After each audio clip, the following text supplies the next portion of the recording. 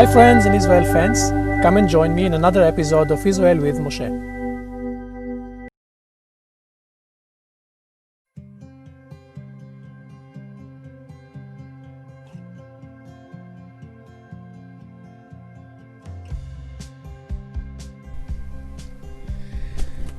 We're going to talk a little bit about Herod the Great. We speak about him as the king who built Caesarea.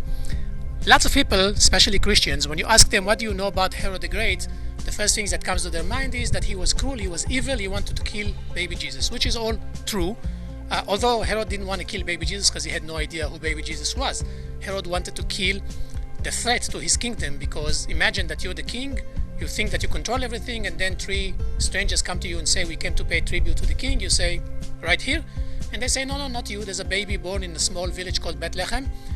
Of course, you're going to say that you're going to worship him, but you're actually going to kill him because you don't want a threat to your kingdom. So if Herod didn't know who that baby is, how many babies under the age of 2 you have in a small village that has maybe 200 people?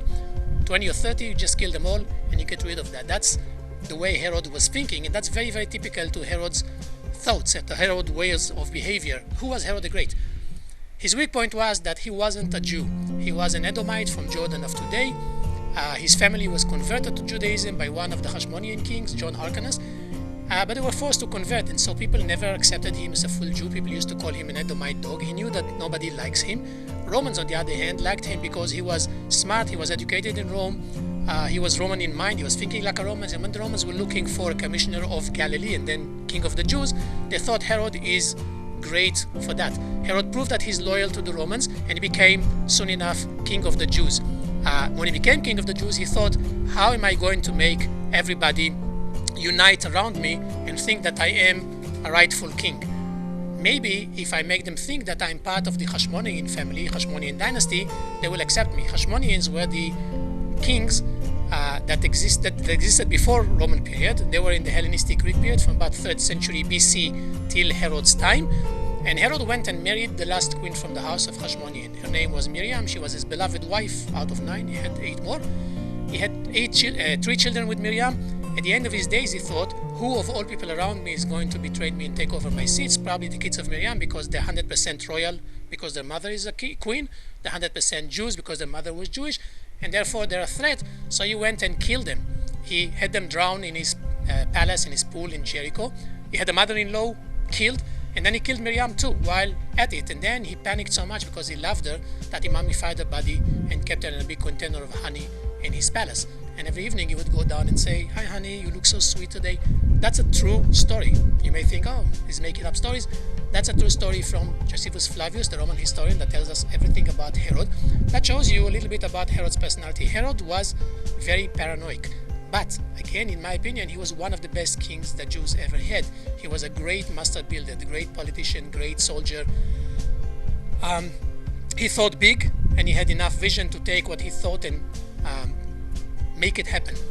Caesarea is just one city that he built. He built Masada, he built a temple in Jerusalem, he built palaces in Herodion, palaces in Jericho, palaces in the Judean desert.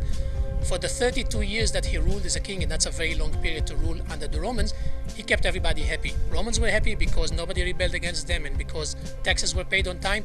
Jews were happy because Herod showed that although he's a Roman king, he keeps the Jewish interest. He was a kosher king. He never had statues. He never had anything in his art. Actually, he had only geometrical shapes, nothing that will show that he's not a good Jewish king.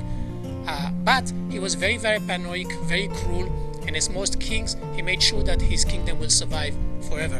In the last day that Herod was about to die, he even told his sister, when I die, kill 250 of the most important people in Jerusalem so the Jews will be sad. Herod knew that nobody is going to be sad when he dies.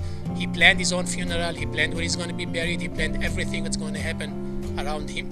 32 years. And everything you can find today in Israel from the Roman period is mainly from Herod's time. So much that he has his own period in history, and it's called the Herodian period. And so this Herod the Great, a king who's from one hand cruel, mean, paranoid, from the other hand very, very good in architecture, a master builder, a dreamer. His time was one of the golden ages of Judaism, very similar to King David's time, and he managed to keep everybody happy, and he managed to have his own independence, and he managed to have Judah in its better period. Right after Herod's death, nothing was the same again. His children were not good. The Roman commissioners who came later, like Pontius Pilate and others, were not good, and that only led to fights against the Romans and eventually to the destruction of Judah in the year 70, when Jerusalem and the temple is burnt and destroyed by the Romans.